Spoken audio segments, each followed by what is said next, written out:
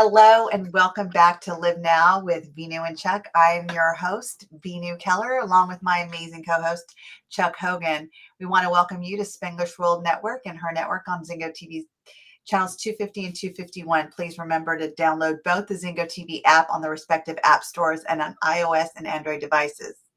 While you download, make sure to rate and leave a comment. The app is free. Zingo TV is also available on Google Chromecast, Amazon Fire Sticks, Roku Sticks, and all smart TVs 2016 and forward. So here we are again, my friend. How are you? Doing good. How are you? I'm really well, thank you. Awesome. From sunny and humid San Antonio, Texas. Well, it could be not so sunny and humid California. That is true too. You know, it's all relative, isn't it? It is. So what are we talking about tonight? You know, there was this topic that had come up the other day, and it was about obsession and addiction. And, you know, it's interesting because oftentimes, Veenu, we'll look at things and we'll give it a frame of reference and we go, okay, so I'm obsessed about this, you know, and people are going, oh, so it's like this great addiction to learning or to working out or to eating healthy. And yet there's this nuance that goes along with that, and I know that there's power in language and that a lot of it is just the meaning that we attach to whatever situation is going on in the moment. So can there be unhealthy obsessions and healthy obsessions? And the same thing with addictions, because oftentimes we go, ooh, you know, they're an addict. And I go, is that a bad thing? I mean, I think that if it depends on, I think here's my personal opinion. Anything too much of anything is, I don't think, healthy. You know, I would agree with you. I think this firsthand because when we talked about doing this topic, you know, the first thing I think of is alcohol, drugs, stuff like that. And then right before we're getting on the show, and I'm thinking, but what about like the people I know in the personal growth arena that don't just come to give? Like, I think, but even that, like, I mean, I would say I was addicted to volunteering. Yes. You know, in the moment of making these life changes and seeing that this one event literally reshaped my entire life. Mm-hmm. I felt I wanted to keep coming back because I wanted the energy. I wanted the people. I wanted to know that I had some accountability for the changes I was making in my life. Yes. And then I also was introduced to contribution. And Mm-hmm. it felt so good to give beyond myself. Like, I've always been someone to volunteer. I mean, heck, I raised the most for the March of Dimes when I was 13 years old in my area. 13 years old, I raised the most money doing a walkathon. And I didn't know what the March of Dimes was, by the way, but I was just going door to door. I was getting sponsors. I was going to go walk. I mean, sure. So, but I didn't even realize that was contribution. Like, the word never came to my mind. And yet, as you and I both know, we have these human needs, and when everything is met at such a high level, you just want more. It becomes your drug. It does, and to your point, and first of all, I commend you because that's who you are. That you are a giver. That's your heart, your nature. That is how you're wired. And I would remind us all that this term addiction it really is relative. Some people would say it's a healthy obsession, you know, and I'm like going, oh, okay, wow, it's wordsmith. I like this. This is cool. And yet, what goes along with this? And I would say that there starts to become this pattern of behavior. There starts to become this expectation, and that is, to your point, we can get addicted to volunteerism. And why? Well, it does meet our needs at the highest level.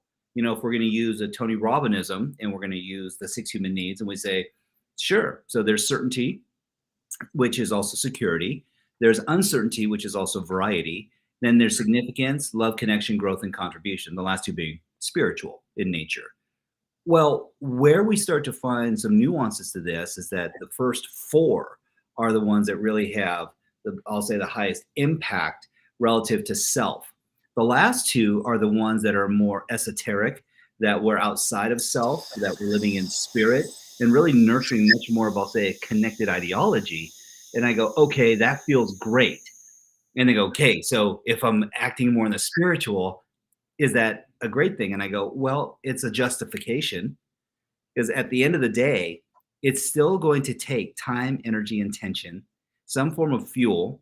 Mhm. And what are you what are you leveraging in order to attain this? So people go, okay, well, a healthy addiction. I said, well, give me one. You know, I'm addicted to working out.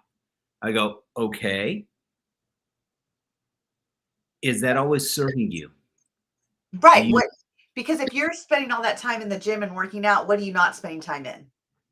it, and this is where we get to this kind of, oh, okay, so Chuck, but you and Vinu talk about harmony over balance. And I go, yes, yet there's still 24 hours in a day. There are still certain, I'll say, limitations that are permeated around you.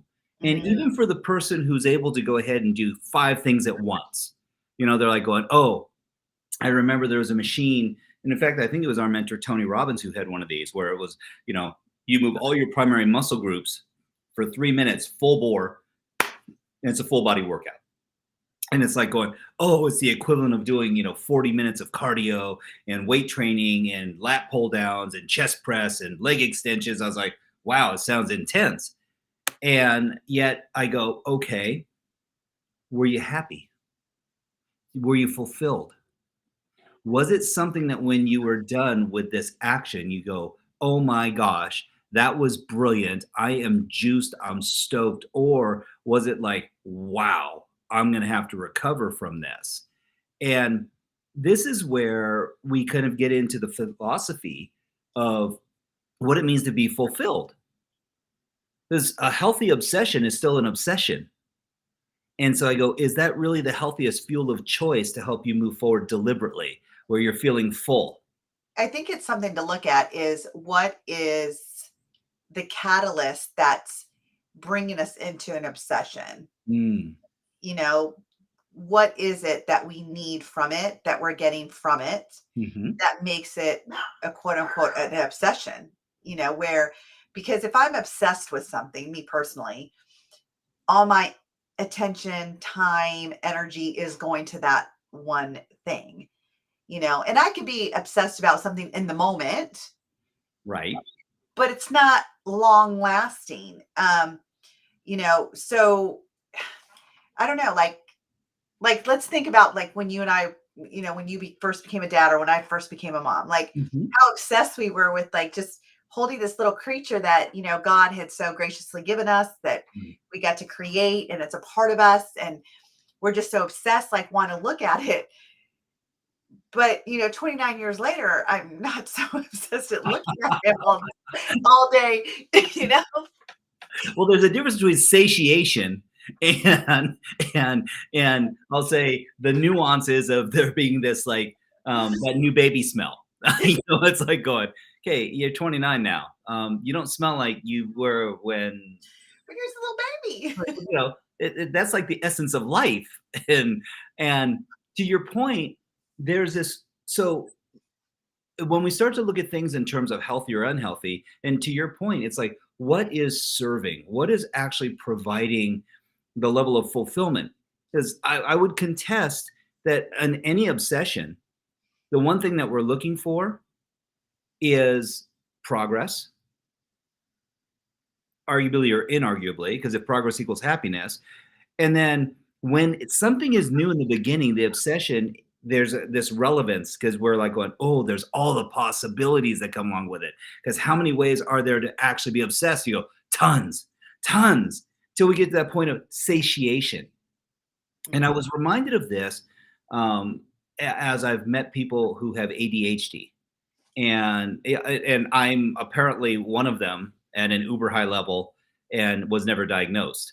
And it required a lot of discipline Right. where I struggled for many years. And for anyone who's listening out there in TV land who has gone through this, and you're like, going, oh, but that's you, Chuck. That's you, Venu. That's not us. And I go, if you find yourself squirreling, if you find yourself being pulled away, And to your point, Vinu, it's like, going, okay, when I really target my focus on something, I'm obsessed about it, and I'm like, going, okay, why?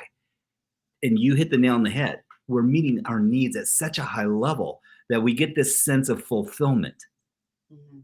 And almost like you get this FOMO if you don't, right? It's that fear of missing out. And you know, it was so funny because when I started to realize, like, okay, everything is focused, my whole life schedule is focused around me going and volunteering. And, you know, it's okay if I lost my job, I'll find a new job or whatever. Right. Um, and I realized in that moment that I was probably so addicted but it wasn't just the event. It was what I got from the event I was addicted to. It was knowing that I was still growing, knowing that there's areas to still grow. Looking at it was a place where I could see myself Right. just real and raw Right. without any filters because there was no judgment there. Well, I didn't think there was judgment there. And so then Hmm. I know, right? And so once I got to a point where, you know what, I'm going to take a year off and just see what can I do without it. But I turned off my Facebook. I turned off notifications. Like I literally had to turn off everything because I was so afraid that just a little taste of it would be like, I need it right back again. I gotta go. And there's variety. There's so much. It's So like, much to variety. your point, it's like going, there's community, there's like mindedness. I would say not necessarily like heartedness. There's a little bit of a distillation that needs to occur when we start to look at that. And they go, why? There's certain people like I know with you and I, it's like, oh yeah, I have a connection. Why? Because we're like hearted. There's a difference, and that's we share a lot of the same value systems. Mhm. And it doesn't mean everything's identical, but there's a lot of appreciation, communication. I mean, you're someone I've always looked up to. You're someone we've always had great conversations in context, and didn't make a difference what the context was. And that's one of the reasons why I believe that this works so great with us. Now, so why do I go there? I go, well, because there's trust, Right. appreciation. And I go, ooh, okay. So one of the things with a healthy obsession is that there's value alignment. Yes. And then there's the other side, which is I go, okay, these people are bananas. So they go, well, give me an example. I go, extreme rock climbing. And you go, well, they have a gift and it's a very small pool of people. So they all know each other and they climb without ropes. And it's like going, so you don't know what your next climb is or isn't relative to the next handhold that you have. And it's like going, rut-row. Mhm. But that's part of that connection as well, because they're thrill seekers, they're adrenaline junkies. And I go, ah, okay. And that's a very unique combination. Even in this environment, if we get in the world of self-help or self-activation, and we're looking to enhance and we're in life enhancement. That's what we're really, when we start talking about the business of self-development, I said it's life enhancement because it's not that you don't have life and it's not that your life is terrible. It's that you're looking to elevate. Right. And this all came about because there was this conversation with one of our dear friends and mentors and fellow strategists within the world of YBL, and that's her name's Deb Battersby. And Deb was like going, okay, what if what you're actually seeking is your true self?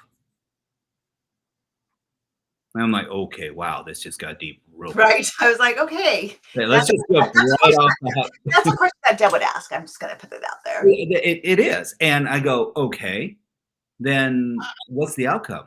Well, if it's to experience more of your true self, then does that presuppose that you haven't been? And the truth is, no. It just means that we may be seeking something different than where we've been living.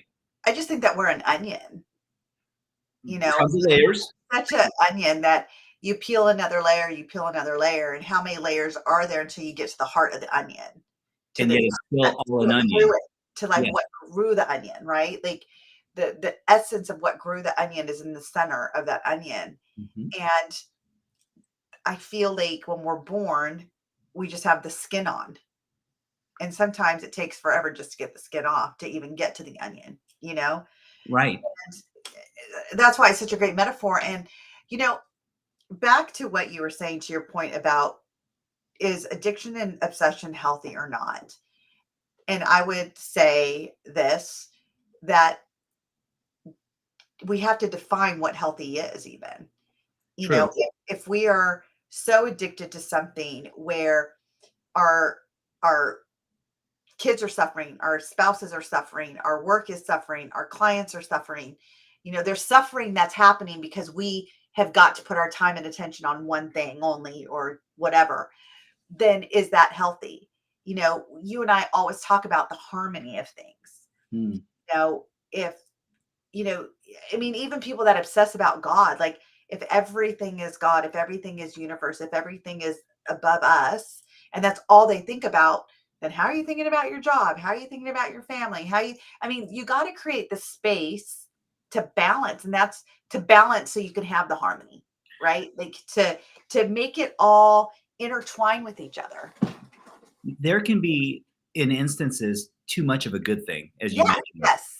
And I where I totally would say obsession becomes where now we've created habits and rituals around supporting an ecosystem. right. And so it's kind of like cake. And people go, "Ooh, don't do that." I'm like, "Yes, I'm gonna do it. I know it's around dinner time, and yet I'm gonna do it anyway." Cake can be one of those obsessions for people, and they go, "I don't care what kind of cake, as long as it's moist and it's delicious and it's like savory." They go, "I don't like overly sweet cake. I like rich, luscious, like a chocolate souffle." It's like, "Ooh," and I go, "That souffle is not cake," and they go, "Shut up, Chuck. It is. It's whatever I wanted. I need it to be right now." And so why do I go there? And I say, because if you had souffle every single day, would it still be a healthy addiction? And it's like, well, I might get tired of it. I might not be in the mood for The it. association with it. Well, and do I need it? Mm, Oh, okay. And now it's like going, because there are some instances where even and they go, okay, Chuck, but that's different. Working out. I go, well, there are days when your body needs rest. There's days when cardio or going and maybe doing meditation or yoga or engaging yourself in a different way, but you don't have to lift the heavy weight in order to have that introspection or that connection with self. And I go, ooh, okay. So this harkens back. I don't know if it's that I'm going, okay, is it good for us? I go, well, arguably or inarguably, compared to what? mhm. Like drinking 6 bottles of beer? Yes, working out is definitely, I'll say, on the forefront of health and vitality. Where I believe we can get into obsession is when we're so committed to it Yes. that we start to even hurt ourselves. Like we're like, I got to get my workout in. I can't miss. And it almost becomes this maniacal. And again, since we're talking about obsession, so there's a difference between having what I will say a conviction towards health and vitality, where now we're an appreciation for what our bodies can do, how we're helping ourselves live, by comparison to I'm just going to do it because darn it, it's supposed to be good for me. And I go, is the stress and angst that you put in your body healthy in the pursuit of that obsession? So what's it costing you, right? It's what's it costing you to It get is to get currency. the thing, you Ex- know, to get the exactly. thing. And so it's, again, what are we gaining Hmm. from the obsession, and what are we sacrificing to get the obsession? I got called out on this some time ago by someone, and I said, I really believe that in life, everything has a currency: Yep. time, energy, intention, motivation, commitment, brain cells, whatever the case might be. And what is it going to take for someone to actually find that harmony, as we discuss so often? Because I really do. I fell into this trap for many years, Vinu, and I will speak explicitly for myself. I was like, where's the balance? Where's this teeter totter of life where I'm looking to straddle the line? And I go, okay, I'm a very graphic person. So I go, someone's standing right in the middle of the teeter totter. They're trying to maintain this balance. And I go, there's no movement. And Right. you can't measure what's not moving. And they go, oh, but there's micro movements. I go, no, there's counterbalancing. It's literally that someone is trying to live in comfort. They go, well, what's wrong with that, Chuck? I go, zero growth. Right. you don't grow You, at all. you don't. The contrast, that would be kind of like going, there's no sunset and sunrise, there's only daylight or And nightfall. there's no fun in it. I mean, I'm just thinking right now, like I love roller coasters, Yep. but you put me on a roller coaster more than like the 1.5 seconds or whatever that we're on, 1.5 minutes, it's I'm going to get bored of it. There's not going to be any fun of it. It's like, okay, we're going to go around again. We're going to go fast again, you know, but I have gotten off, Yes. rode something else, and then like that's my favorite ride. I'm going to go back again. Yes. It's like I seek that fun. Like there was one at Islands of Adventure that my son and I like we rode like 4 times, and it was the anticipation of getting on it. It was the anticipation of like it's over like already. It's just there were so many things. But if I would have stayed on it the whole time, Oh, because we actually did, there was a time that I had a client that got my family a Disney yep. walkthrough, right? So we had a chaperone. So my kids love the Cars ride at California Adventure. Yep. So we literally got to stay on it. We did it 3 times in a row, like not getting out. Just and I'm like, I'm done. Like there was no fun in it. I just went back this year with my best friend and we rode it, and it was so fun. Right. Because it just there was no growth, there was no anticipation, there was no I wonder, there was no time in between. Yeah. It's kind of like the lack of exhilaration of solving a math problem for the 50th time. Yes. You're like going, and so what's multiplication? I said it's solving a problem, but you've memorized the solution. And so when you start to get body awareness, emotional awareness, spatial awareness, and it's even the same with muscle memory. And you go, okay, how many times have you done the same workout? And then someone shows you a new way, and you're like going, holy smokes. Like I've Same been muscle group, but different way to do it. and you're like, I've been working out forever. And it's like this simple shift or this change or this different approach vector. And it's like, holy, I'm adding this into my repertoire. Right. That muscle confusion, that body confusion keeps it scintillating. It's like, I can still learn. And this feeds the narrative as to what obsession and addiction is, which is familiarity. It's also, I was thinking, because when we're in harmony, everything's moving. There's movement. Yes. There's flex and there's flow and there's that anticipation. And, it's like immediately I think of the life wheel. Like I picture my life wheel and finding the harmony in it. And sometimes I'm with my family. Sometimes I'm at my work. Sometimes I'm working on my career. Yes. Sometimes I'm looking at my finances. Sometimes I'm in my health mode. And it's like how my day just escalates. And it's not a balance. It's definitely a harmony. I don't feel like I have to trade one thing to get the other. And you have variety. There's tons of different ways to experience all these different emotions and feelings. And this is where, again, kind of bringing it full circle is that what's the cost? Because everything has one. Irrespective if we want to look at it that way. So we can use semantics to help ease the painful burden of languaging on some people. And we can say, oh, what's the investment? What's the fuel? What's the driver? What's the why? And at the end of the day, and it just dawned on me, this all brings us back to center, which is we all seek a certain level of emotional awareness and acuity that we feel a certain way. So if it's in health and vitality, we're making progress and we feel like we're moving towards the outcome and goal. Right. If it's in our intelligence quotient or in our experiential, then we're like, oh, I'm still advancing and growing and expanding. And it's like, okay. So it really does feed the narrative progress equals happiness. And what feeds progress is possibilities. When we know that there's compelling future and an opportunity, right? And thank you for what you just said a moment ago, because it really does edify that concept of, hey, we can be more, but I don't need to be more. And this is where this whole conversation with Deb Battersby came about, because it was like, okay, so if we're seeking a higher level of self, or not, in fact, that's not even the way she put it. She said there is no higher level. There's just where you're at right now.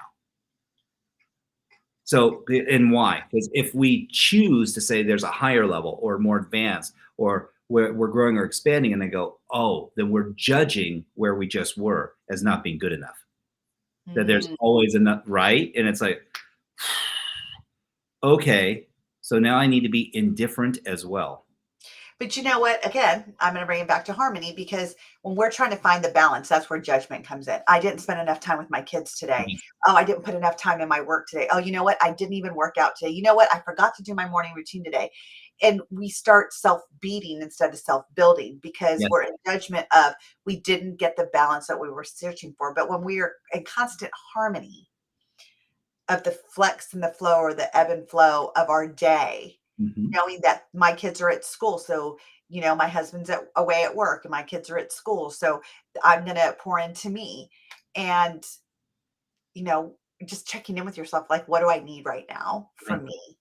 This morning it actually happened. I went and I worked out, came home, took a shower, and I'm like, I don't have a client until 12:30. Oh, I have so much work to do today. You know what? I'm not. I just want to sit.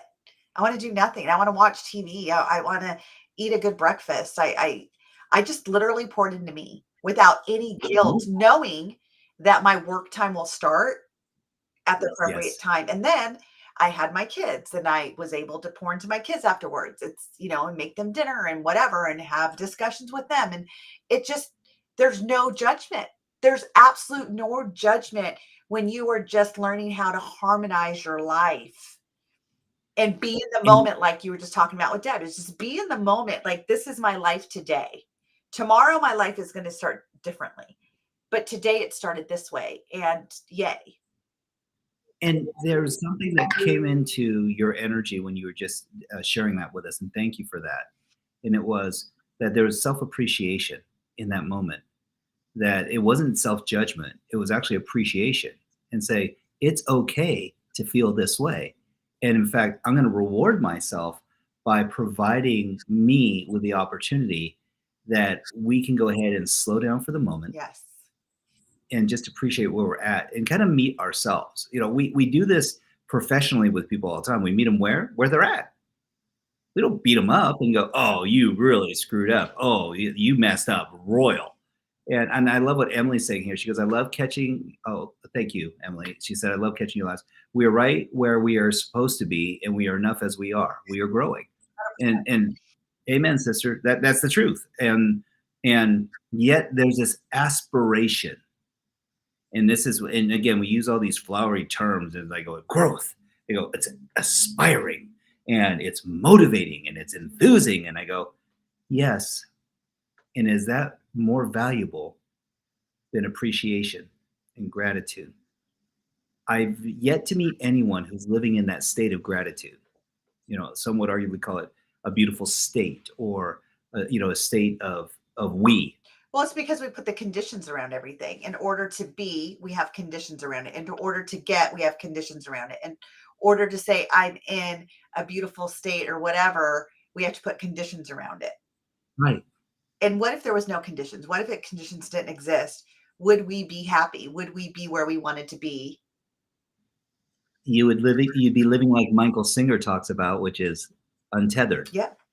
and that we don't put any expectation on the level of appreciation, because there's almost an expectation that comes along with, oh, were you appreciative enough? You weren't grateful enough, so you didn't reach that level of fulfilling yourself and others. It's like, oh, for the love of Pete, Hmm. at what point in time can we all agree that you're not broken? Right.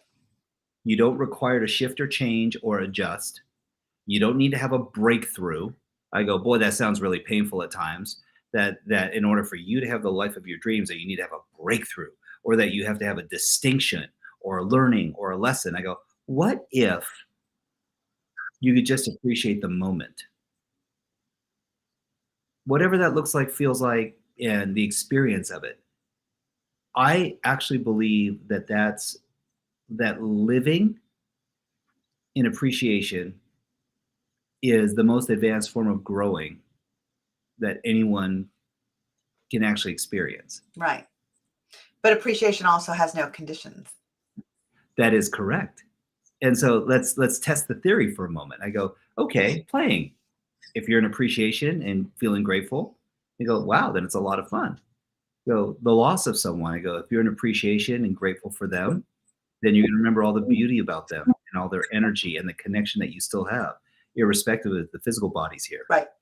If it's in love, in a relationship, I go, ditto, same thing. It's like, wow, okay. So is that the ultimate state of being? And let's throw the massive monkey wrench into this. Can you be addicted to gratitude and appreciation?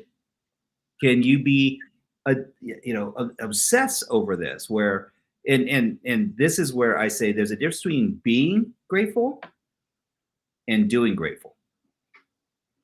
So now you've really twisted my mind, because if we're thinking about a healthy addiction or obsession, I think that would be great. Like if we were obsessed about being in gratitude and appreciation, like truly not to gain anything, just to be in it, where would that take our life? I wonder, and thank you for that. That's a beautiful, beautiful proposition in your question. And I think, in fact, I'll say it a different way. I believe and I feel like when you talk about the Dalai Lama or someone who has kind of transcended just the manifestation of physical body and really is looking at world peace, that they're going, well, just be in the moment. This moment is the blessing. That's why it's called the present. It is the gift that we all get to live in. And I remember hearing this of someone who was in AA, and they go, okay, just one more minute. And then if a minute's too long, just this next moment. And then if I could say for the next 10 seconds, then if I could say for the next 3 hours, Yes. then if I could just say for the next day. And it's like, okay, so we built capacity by cultivating a healthy culture. But I will remind everyone on this session today that your mindset is based on your heart set. Mm. Being able to feel the way that you need to feel most often will fuel where our focus goes and our attention and what really starts to draw us into what we need in our lives. Yeah. It doesn't mean that we're not going to have reaction. That's part of the human condition. Yet what becomes obsessive is if we indulge constantly in the response that we've had in the past to a certain stimuli. So in other words, oh, this happened in the past. Well, you always do this. This is a consistent thing with you. And it's like, whoa, whoa, whoa, whoa. Why is it okay then for you to indulge in prosperity, happiness, gratitude, and appreciation, and this other person's stuck in an addiction? Right. Huh. That means I was judged when I had aspired to live in appreciation. And it's like, oi, okay, how do we reel this back then and make it simple? I go, breathe, slow down, and get present. Right. With your situation. And,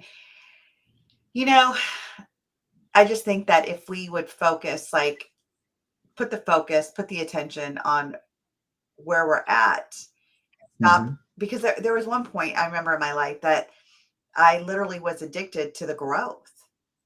That I forgot to be present with where I was already at. I didn't know how, actually, because I felt that if I would just got present with where I was at, that I would get satiated with it and I would not grow anymore. So there's a fear not to grow. So I was just always chasing the next. I got goosies. You just nailed something, and that was in the pursuit of this perpetual growth, we actually sabotage appreciation. Yeah. Because our myopic focus is that moving forward, it's like Dory, just keep swimming, and that's the concept. And it's like, wait, then you're not living in this moment. Exactly. You're living for what might be, could be. So now this kind of recants and creates a rebuttal to if progress equals happiness, what feeds progress is possibilities. And I go, maybe this moment is what creates the possibility. Yeah.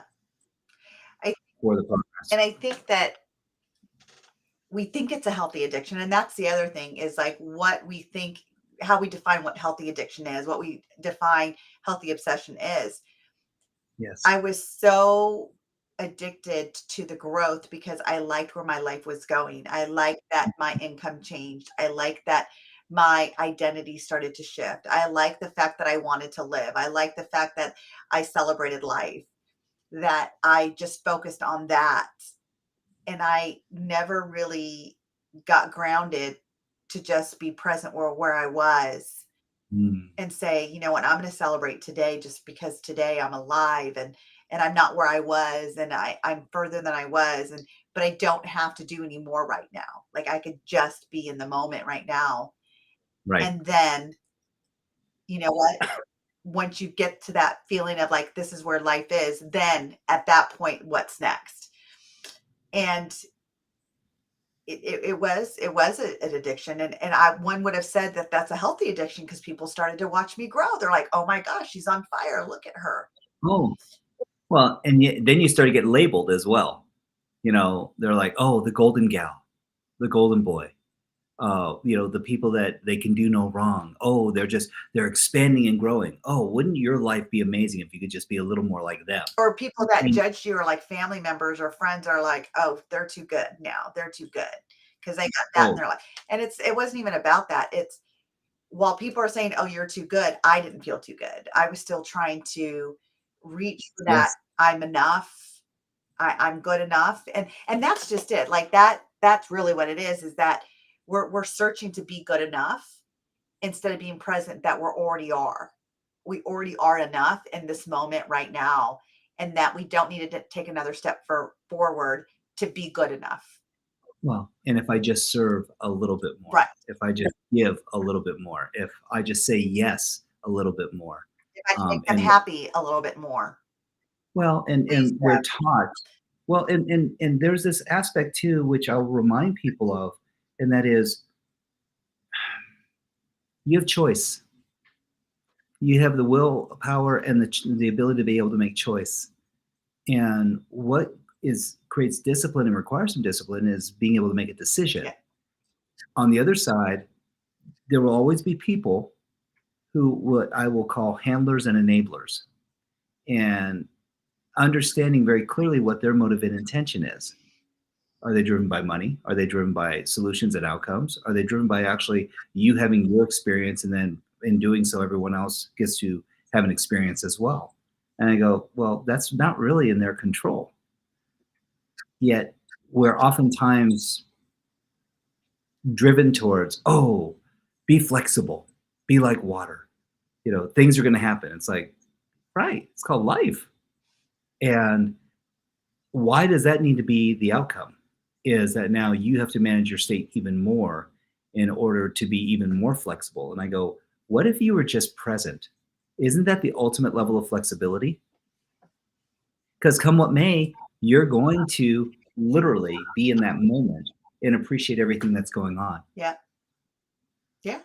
Hmm, I'm loving this Yeah. conversation. This is It's very interesting. I mean, I love how we like go off on our own little tangents about it all. But it's all so true. It's, you know, seeking that growth, Mhm. appreciating the growth and not, but I will tell you also the addiction wasn't just the growth. It was the being seen, Yes, noticed. It fed into self-worth. It's like, oh, I'm worth being noticed now. Oh, now I'm worth it, and it that the title, the affirmation, the attaboys, the attagirls, and yes, Vinu, I mean, you're spot on, and so there's this conditioning that occurs where now we're getting accolades, we're getting acknowledged for our presence and for living in that beautiful state. And I often found that what started to happen in some environments is that you would give everything, and then at the end of the event have to recover. And I go, wow, if you were actually living in the presence of those moments, would it have been such an adrenal fatigue and push on your body, your mind, and your spirit? And would you have had to have recovery? rather than being in flex and flow and going, wow, I had the most just epiphany of experience, and I feel more full, more engaged, more, more robust. And I go, and this goes back to what you had mentioned at the beginning. What's the cost? Right. Was it worth it? It's interesting that you say that, because as you're talking, I'm thinking of, when I was just recently in Africa this part of this year, and we went to the slums to volunteer, and a lot of them didn't even want the food that we were serving them because they were so high off jet fuel and shoe glue that, and I asked the people that work there, like, why wouldn't they want the food? They're like, because they know it's so scarce, but the ability to get the shoe glue and the jet fuel was easy. So Yes. they can escape the hunger pains because they're high. So what are we escaping when we get addicted to something? Well, and that's a great question, because What do we again, not want Anita, to what do we not want right? to feel? I mean, my brother was a drug addict. What did he want to escape in his childhood that brought him to that? And the drugs fulfilled that need of not being present in his Yes. life, the pain that he was feeling in that moment. And it became his way of life. And he chose that because it was what he needed in that moment. So he did not have to face the other stuff. And this goes back to the question of the day: obsession and addiction, can they be healthy? And so that's really what we were talking about. And it's like going, so is the jet fuel or the drugs or the relationship by proxy or the time and attention, the energy that we put in another environment or space Mm. or different people, is that more worth it because we feel appreciated or we feel necessary or we feel more full? And the human condition is such a fickle environment. It seeks what it needs and it will do everything. It's that fight or flight mechanism, that 10 million year old monkey brain that's going, ooh, ooh, there's a way. And you're like going, okay, yeah, there's always a way. Well, no, you don't get it. There's a way. And I can make it happen now. And this would be wonderful. And it doesn't hurt anybody. And I go, there's always a currency. There is. And There's always a cost. there is. And if I'm giving this to someone, if I'm giving this to a place, a space, energy, another entity, an opportunity, a scenario, then I'm taking it from someplace Yeah, else. 100%. 100%. Wow. And so what does it cost you? It comes back down to Mm. that. Like, is the cost worth the rewards? Right. I mean, we say that with kids all the time when parents are looking at me going, I just don't understand why they would, you know, purposely defy me, because the reward of defying you, going to the party, sneaking out, outweighed the month of being grounded. That's it. The connection, the opportunity to feel Exactly. necessary, and almost the title, the moniker of being the rebel. Right. You're like, wait, we didn't expect you to be here. Oh yeah, I made it happen. I'm resourceful. Yep. And then we even catch ourselves as parents like going, if you spend half as much time putting your energy and effort into X, then you wouldn't be doing Y. And they're like going, you don't get it. I don't like X. And I love right. Y. Like, X is not going to give me the fulfillment that I'm looking for in the moment, but Y is. So thank you for that. And when I'm 25, I'll understand what you're saying, and then I'll go search for X. or you can just go ahead and bless them with the same curse that our parents told us. And they go, just wait till you have a child Right. of your own.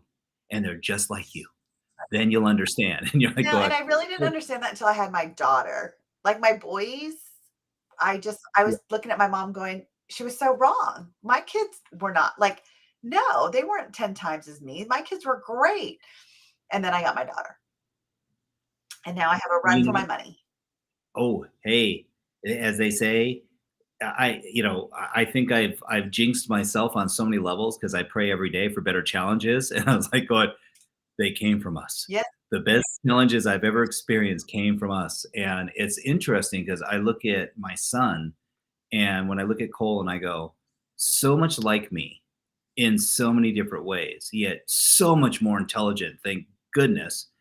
And then I look at my girls and go, oh, that it's the most humbling experience because it's a very different level of dialogue. And to your point, I'm obsessed with my family. I love my kids. I love my wife. I love my life. And I would say there have been times when I squirreled. And why? Well, there are different things at different times that become the precedent. Yep. And to your point, and my volunteerism was one of the ways that I coped with finding, I'll say, some space and grace. Yep.